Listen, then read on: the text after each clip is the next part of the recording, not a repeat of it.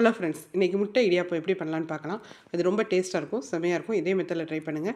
ஒரு பேனை வச்சுட்டு 2 ஸ்பூன் எண்ணெய் போட்டுட்டு கொஞ்சோண்டு சோம்பு போட்டு தாளிச்சுக்கோங்க.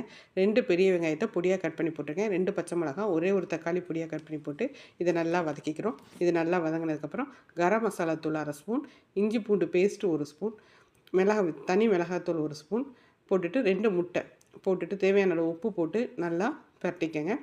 முட்டை போடுறப்ப மிளகு சீரகத்தூள் 1 ஸ்பூன் அல்லது 1.5 ஸ்பூன் போட்டுட்டு நல்லா பரட்டி விட்டுக்கோங்க. இதில் நான் உதுத்து வச்சுருக்க இடியாப்பம் 1 கப் அளவு அதையும் போட்டுட்டு நல்லா கிளறி விட்டிங்க அப்படின்னா, உதிரியாக கிளறி விட்டிங்க அப்படின்னா சூப்பரான முட்டை இடியாப்பம் ரெடி. இந்த மாதிரி செஞ்சு கொடுத்தீங்க அப்படின்னா பசங்களுக்கு ரொம்ப டேஸ்ட்டாக இருக்கும். இது ரொம்ப பசங்களுக்கு ரொம்ப பிடிக்கும். இதே மெத்தடில் ட்ரை பண்ணி பாருங்கள். லெஃப்ட் ஓவர் இடியாப்பம் இருந்தாலும் சரி, ஃப்ரெஷ் இடியாப்பம் இருந்தாலும் சரி, இந்த மெத்தடில் ட்ரை பண்ணோம் அப்படின்னா சூப்பராக இருக்கும். ட்ரை பண்ணி பாருங்கள். ஒரே மாதிரி செய்யாமல் டிஃப்ரெண்ட்டாக இந்த மாதிரி செஞ்சு பாருங்கள். செம்மையாக இருக்கும். தேங்க்யூ.